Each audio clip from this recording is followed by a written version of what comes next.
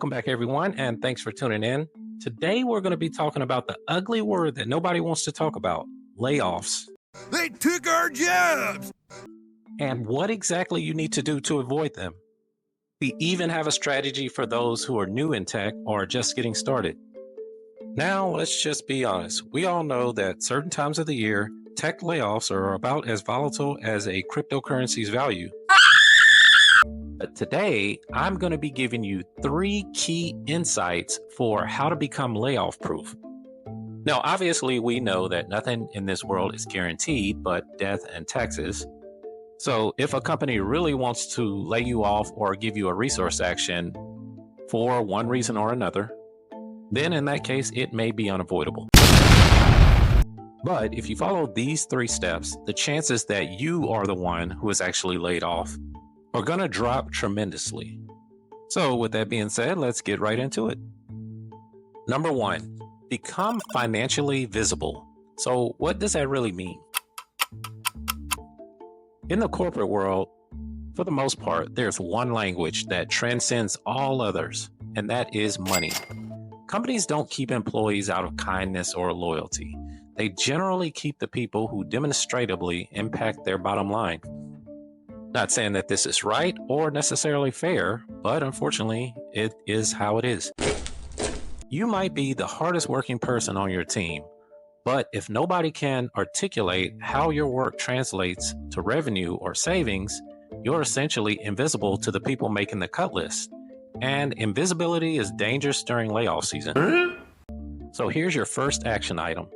Start tracking your contributions in financial terms. Here's some examples.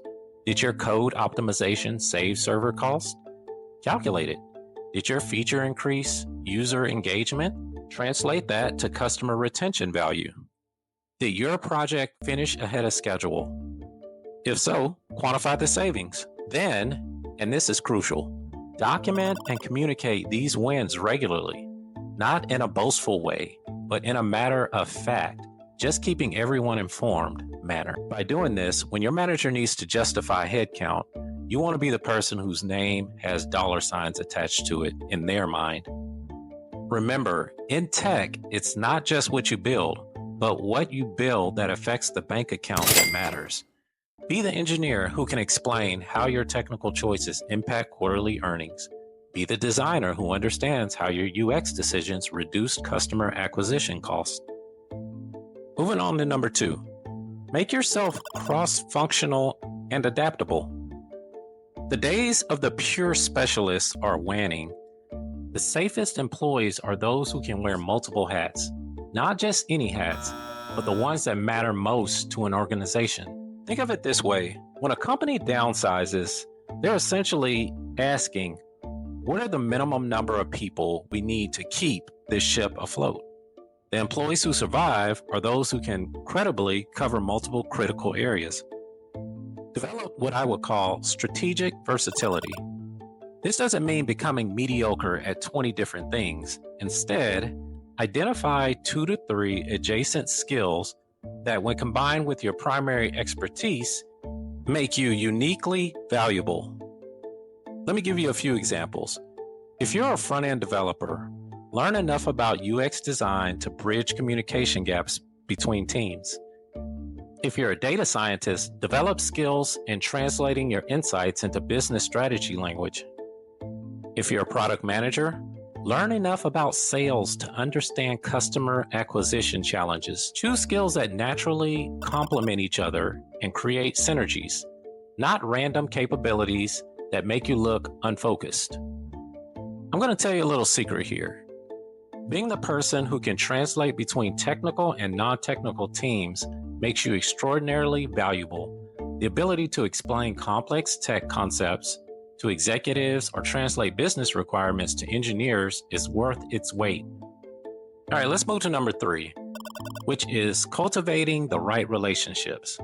Relationships matter tremendously, especially when difficult decisions are being made. So it's not about brown-nosing or politics. It's about strategically ensuring that your contributions are understood by the right people. First, you want to make sure you identify the decision makers in your organization, not just your direct manager, but the people 2 or 3 levels up who influence strategic direction. Then, find legitimate ways to make your work visible to them. Volunteer for cross-departmental initiatives. Speak up in company meetings with insightful questions. Offer to present your team's achievement at all hands gatherings. Join the committees planning company events and initiatives. But most importantly, you want to become known as a culture carrier, somebody who embodies the company's values and improves team morale. When layoff lists are being finalized, there's often moments where decision makers say, well, we can't let go of Sarah or Bob because he or she is the glue holding the department together. Well, you want to be Sarah or Bob. Be that person that they're saying we can't let go of. Now, this next part is for the tech newcomers. If you're just starting your tech career, you might feel particularly vulnerable. After all, junior positions are often the first to go when companies tighten their belts.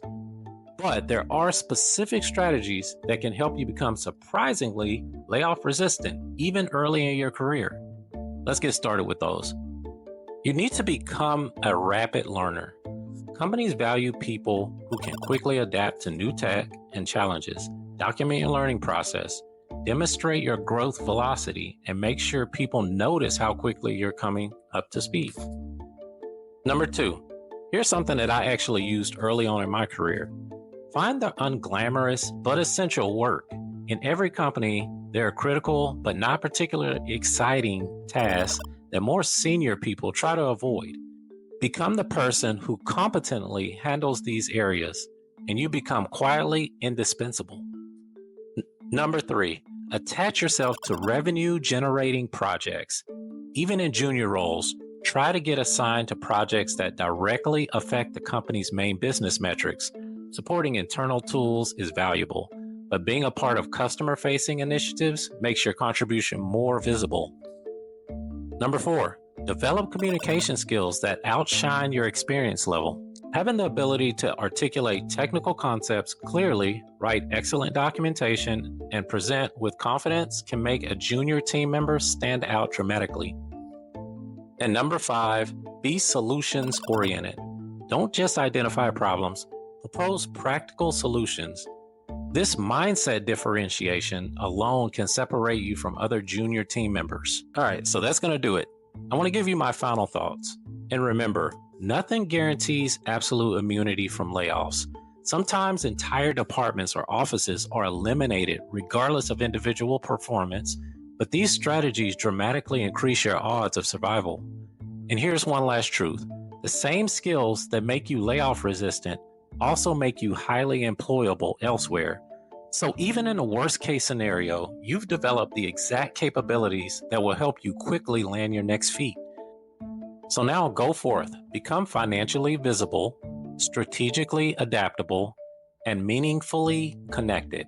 The tech industry may be volatile, but if you take the right approach, you can be among those still standing when the dust settles. After all, in tech, as in life, it's not just about avoiding being eaten by the bear. It's about running faster than the other hiker. If you enjoyed the video, you know what to do. And always, if you have any questions or anything specific that you want to know in regards to layoffs or just tech in general, let me know in the comments.